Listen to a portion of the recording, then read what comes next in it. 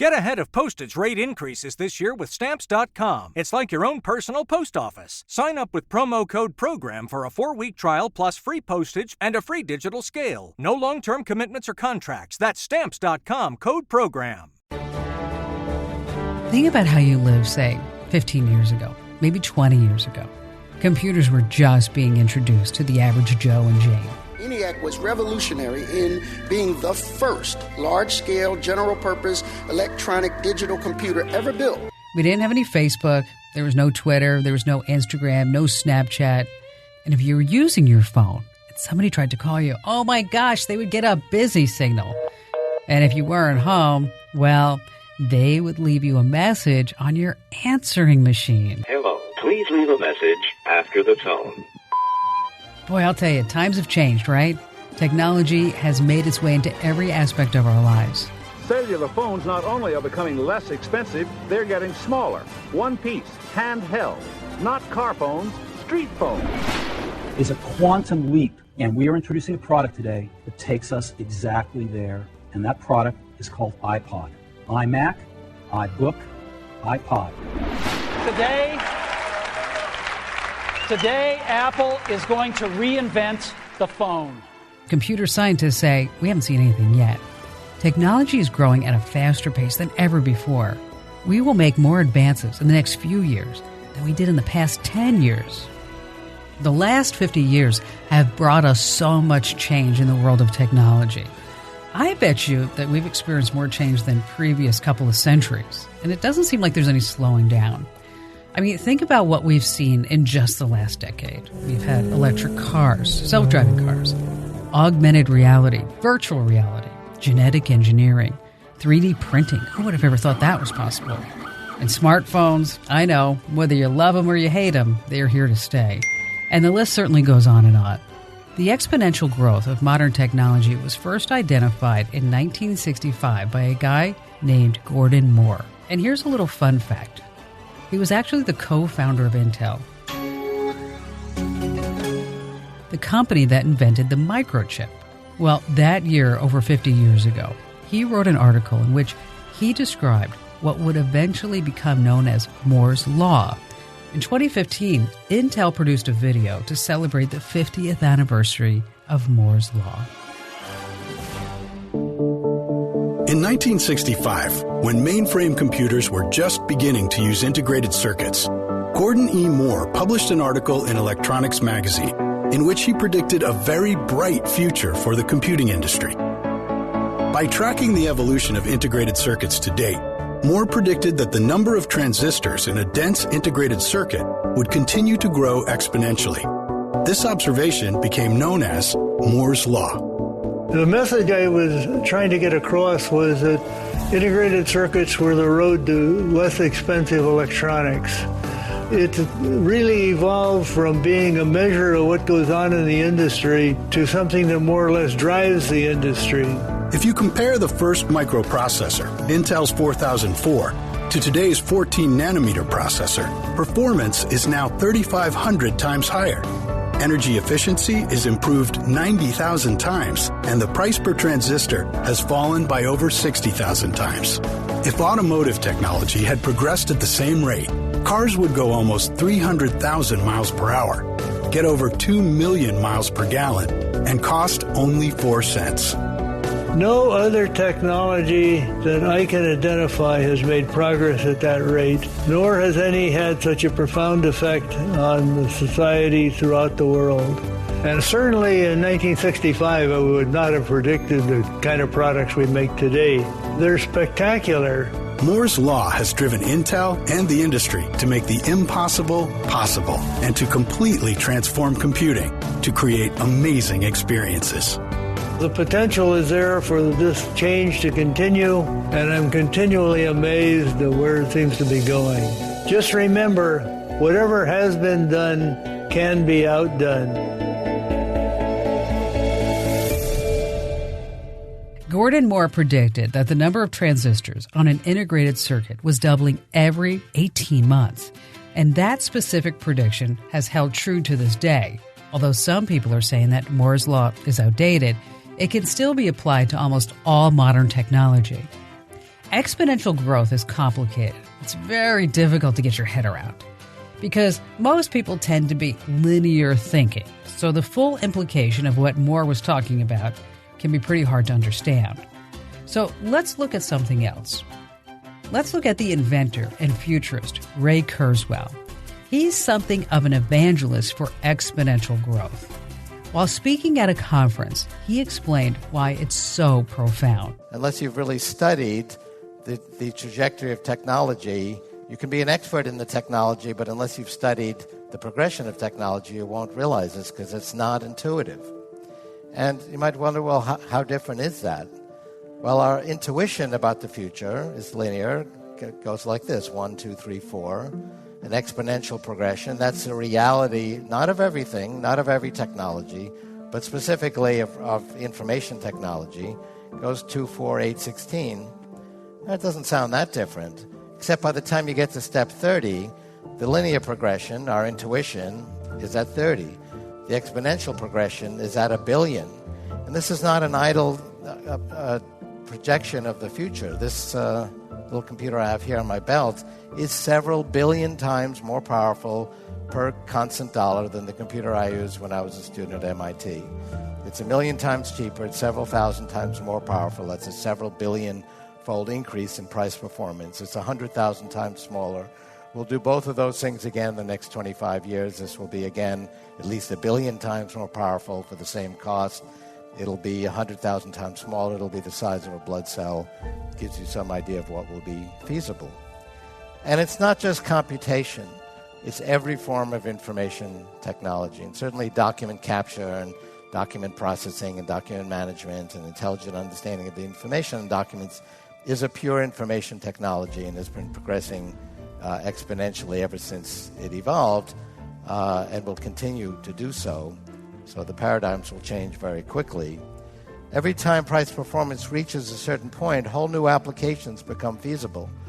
I saw the web, which was called the ARPANET in the early 80s. It was tying together a few thousand scientists progressing exponentially and predicted that there would be a World Wide Web connecting hundreds of millions of people to each other and to vast knowledge resources emerging in the late 90s. People thought that was ridiculous when the whole defense budget could only tie together a few thousand scientists, but that is what happened. That's the power of exponential growth.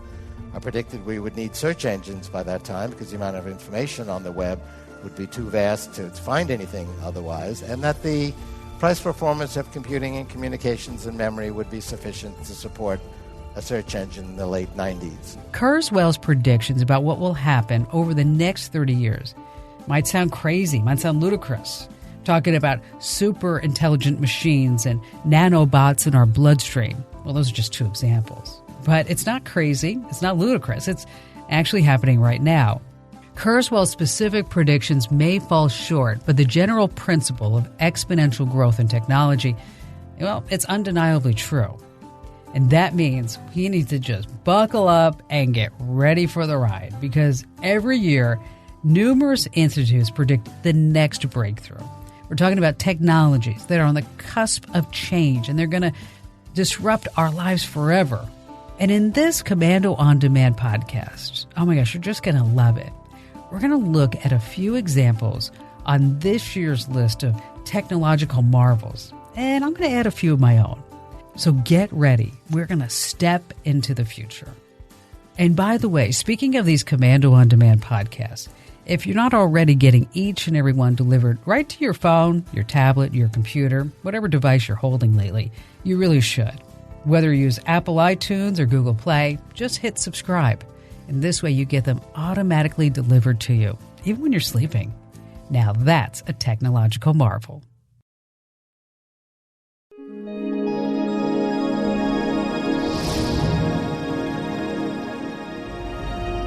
To boldly go where no one has gone before.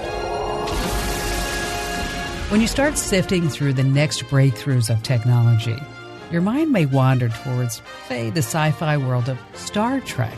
It's a tad odd how a low-budget program that started in the 1960s has influenced modern technology. I mean, think about this. The original flip phone design was based on Captain Kirk's communicator, yes. And this year, a bunch of companies are working to make yet another Trek staple a reality. Are you ready for it? It's the Universal Translator. The Universal Translator is coming online, sir.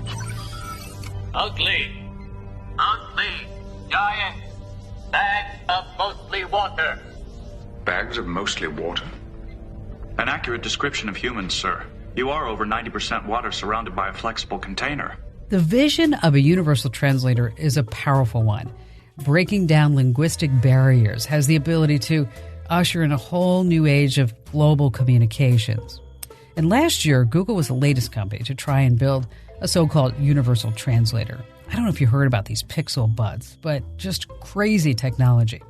Wireless headphones from Google built to compete with Apple's AirPods. But the Pixel Buds come with this very unique feature that was unveiled at the company's recent developer conference.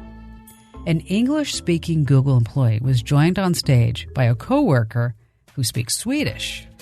Isabel is going to speak Swedish into her Pixel Buds, and I'll hear the English translation out of Pixel 2's front speakers. And then I'll respond in English, and she'll hear the Swedish translation in her Pixel Buds. To illustrate this today, you'll hear both sides of the conversation. Okay. Hey Isabel, how's it going?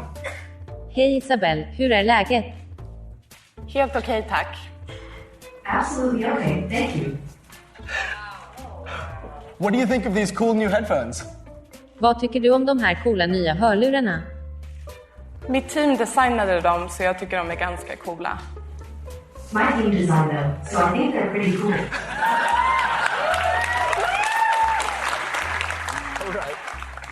The Pixel Buds leverage the power of Google Translate to listen, translate, and play back conversations in 2 different languages almost instantly. And I know what you're thinking. If only we had this for a lot of husbands and wives conversations, then maybe we wouldn't have so many divorces. Now, Google's not the only company working on this technology. A few years ago, Microsoft, they actually own Skype. A lot of people don't realize that. But they debuted a similar feature. Good afternoon, Melanie. How are you? Aber nach neuen Melanie. Wie geht es dir? Mir geht es gut. Wie geht es dir? Well, how is it, me friends? Sorry, Melanie, say that again? Melanie, sag das nochmal. Mir geht es gut. Wie geht es I dir? am well. How are you doing? As you could hear in that last example, these technologies are far from perfect. When you start looking at the reviews of both online, the Pixel Buds and the Skype translator, well, the reviews are mixed at best. There's a whole bunch of problems in translations when someone's trying to have a normal back-and-forth conversation. And I have to tell you, just using Google Translate, the app, typing in your questions or phrases, it works much better at this point. But the promises of these technologies are huge, and over the next 5 to 10 years, the error rate will get much better. The idea of speaking with anyone, anywhere on the globe, in your native language, it will become a reality. Okay, the next breakthrough technology. It's been lectured and written about endlessly for years. I'm talking about the smart city. The model of a digitally connected city that is constantly being monitored. It's been the stuff of Hollywood movies for decades. Just think of Blade Runner with Harrison Ford, Minority Report with Tom Cruise. In case you haven't noticed, the smart city is no longer relegated to the imagination of Hollywood. The prototype for a connected, digitally managed, and surveilled city exists right now. It's in a place called Hangzhou, China. The 9 million residents of Hangzhou were monitored 24 hours a day, 7 days a week for over a year. Their activity on the internet, their purchases, even their movements were uploaded to a giant artificial network and database and computers built by some of China's biggest tech companies. They called it City Brain, and the system was able to manage water supplies, traffic lights, and even crowd sizes. It was hailed as this remarkable success by the Chinese government. Traffic congestion, accidents, and crime are all reportedly down. The government plans to use City Brain in other Chinese cities soon, but the Chinese aren't alone in creating this new smart city. Similar projects are already underway in both North America and in Europe. Up next, in the special Komando On Demand podcast, we're going to dive deeper into the smart city debate because a lot of people are worried about this. Will the day-to-day life for the average person actually be improved? how much monitoring by the government will take place?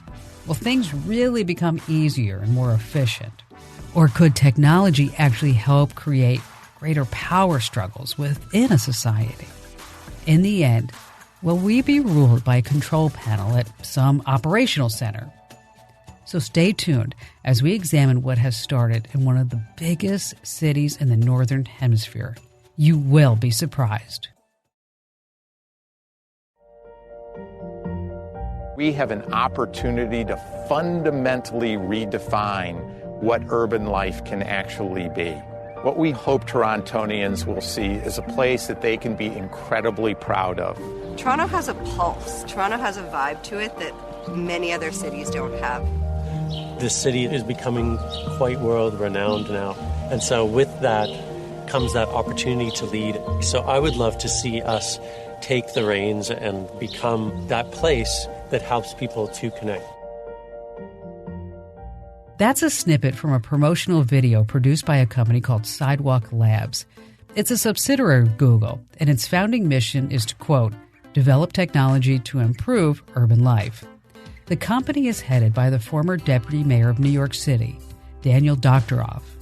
Sidewalk Labs has embarked on one of the most ambitious projects to date. They've signed a partnership agreement with the City of Toronto to redevelop a major piece of waterfront real estate. And Toronto is one of the largest cities in North America with over 7 million people. The city's undeveloped waterfront, it's the perfect place for Google to experiment with new technologies. I'm talking about self-driving cars and buses and internet-connected homes. The city leaders have jumped at this opportunity to partner with Google, one of the biggest tech companies in the world. Now, I will have to tell you that not everyone is thrilled with what's happening. Big money is getting poured into the Sidewalk Labs Toronto project, but it's nearly impossible to get specifics about what they plan to do exactly. All you end up with is this impressive-sounding marketing techno jargon that you keep hearing about in their promotional videos. Addressing the challenges that Toronto has requires a different way of thinking. I like the fact that Sidewalk is bringing a different approach that includes both planning and process and community and technology together, rethinking how we build cities in the 21st century. Now is the ideal time to start figuring out how do we leverage technology to make cities better. You know, the technologists think, why can't we solve this quickly? Why can't it scale fast? And the urbanist knows things take time and you have to move deliberately. And it's the convergence of those two ways of thinking that can lead to really powerful outcomes. Sidewalk Labs is using technology as a way of enhancing human interaction, enhancing community, bringing us closer together, supporting the activities of our daily lives in ways that take away a lot of the barriers that separates us. Bringing people together, enhancing human interaction. Who could be opposed to such noble ideas? But what does a connected city really mean in practice? Robert Cowley has a few answers to those questions. Robert is a lecturer at King's College London and a coordinator of a large research project, so-called smart eco-cities in Europe and China. Okay, I mean, the basic definition of a smart city is to do with the ambition of using digital technology to make urban life more efficient, cities more livable. Taking it slightly further, the digital vision has also sort of crept into the green city vision quite recently in a big way. So we got this sort of smart eco concept. Robert, the debate about smart cities seemed to break down into two camps. One very positive and one very critical. I'd sort of look back at the earliest commentaries on the smart city when the idea came up a few years ago, and they tended to fall into two strands. The first of which was very, very celebratory, and you could think of that as quite naive. The other strand was always very critical. So which do you think is more correct? Technology is always political in ways that we might not expect. I think we do need to accept and sort of be optimistic about the potential for digital, other high-tech innovations, really to make significant positive changes to cities, environmentally boosting local economies, and all types of issues around livability and social sustainability. That may be true, but when we hear about a city in China where every citizen's movements and activities are tracked 24/7, well, I have to tell you, Robert, that makes me nervous. They're not trying to sort of set up the smart city in order to broaden democracy or even really to set up a free market economy. It's to do with boosting their own economy, so almost to strengthen the party's power and to sort of achieve urbanization, the move into cities harmoniously. So China's idea of a smart city may not be the same as a smart city, say, here in North America. That said, do you have any concerns about a big company like Google designing and managing an entire city neighborhood? Think of all the data collection that's going to happen. The earlier corporate visions of the smart city were very technocratic and frightening, but I think as it's moved into ideas that local authorities have in the West, they now talk the language very much of things being citizen-centric, people-centric. Explain that to everyone. Exactly how will that work? We don't live in China, we don't live in authoritarian countries, but let's just be alert to the way that new modes of living and new technologies might reposition us as citizens. I guess new sort of norms and values are introduced. Certain things are valorized and other things are ignored. I can see why city governments are so eager to use this technology. The promise that computers can make life better, reduce traffic congestion is appealing to anyone who ever commutes to work. Yeah, I mean, we all want things to be efficient, I guess, rather than congested and dysfunctional, and that's an appeal. And when that's tied into a potential to use resources more efficiently, it's quite appealing at a time of budget cuts. But what about the plan that Sidewalk Labs has in Toronto? At this point, it doesn't sound like you're completely sold on it. I'm not sure that this is quite enough to do these sort of experimental projects in the hope of them scaling up. And actually, let's have some more significant goals in place. Let's at least try and marry this with traditional processes of institutional decision-making to try and get some sort of concrete goals at the end. There is no shortage of optimistic predictions about what a smart city can accomplish. We're talking about less crime, less traffic, less pollution. Does it surprise you at all that some people seem very willing to just hand over control to a big company like Google?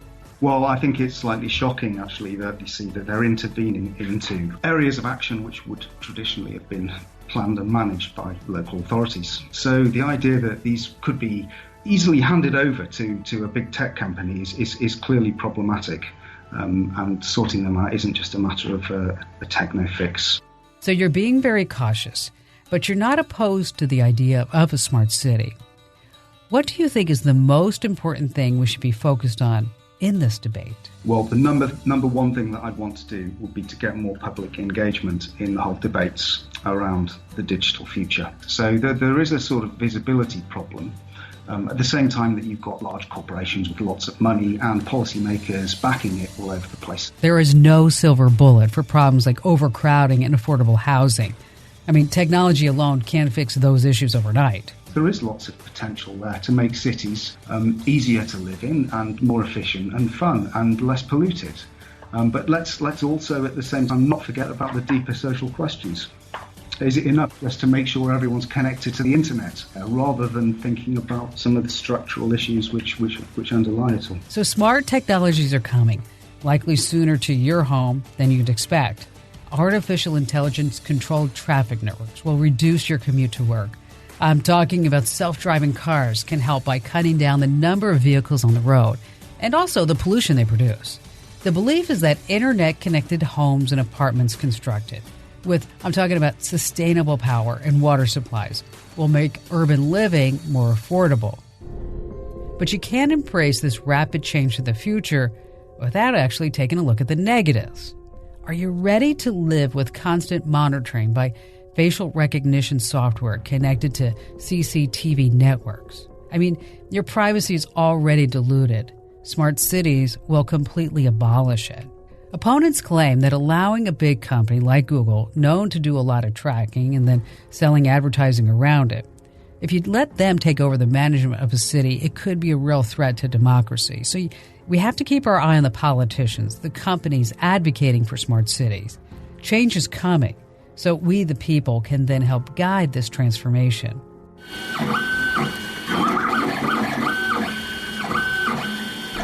Do you know what that is? That's the sound of the machine that's going to destroy manufacturing as we know it. Next on our list of breakthroughs is the 3D printer. I know they've been around for a lot of years, but in the last few years, they've become smaller and more affordable. These machines are able to create almost anything you can imagine. I'm talking about toys, shelving units, replacement parts. Even the car company Porsche, well, they're now using 3D printers to make carburetors for the older cars that they no longer make them for. And of course, there's 3D printed tools and just thousands of other objects. You can find plans for these items on the internet. Once you have the plans, they're sent to the 3D printer. And a few hours later, bingo bango, out pops the object. If you haven't seen one in action, many local libraries actually have a 3D printer. And when you see it working, the printer head methodically moves back and forth, layering liquid plastic that quickly hardens. The process is very similar to what happens to your inkjet printer. But instead of spraying ink on a two-dimensional piece of paper, it's using plastic to create real objects. A decent 3D printer is about $1,500. The implications of this technology are profound. It is turning manufacturing on its head. And over the last year, there was another 3D printing breakthrough. Several different companies develop printers that use metal instead of plastic. One of them is called Desktop Metal. Makes sense. The company's promotional video describes how their production system is about to change manufacturing. Metal 3D printing could change much of the world around us if it was fast enough and cheap enough for mass production. Introducing the production system, powered by single-pass jetting. At up to 100 times faster than laser-based systems, it's the first metal 3D printing solution for mass production. The production system is cloud-connected.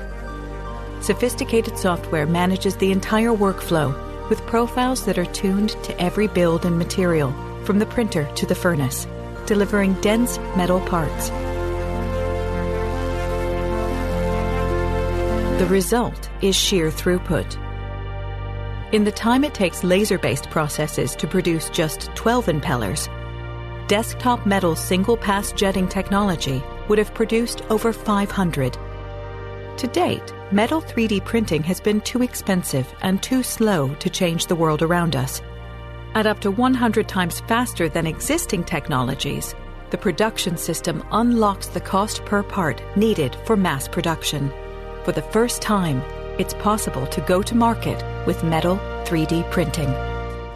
The ability to manufacture spare parts in your home is going to have a huge impact on the economy. A cheap 3D printer in every home will allow you to download specs for a part off the internet and print it for just a few bucks.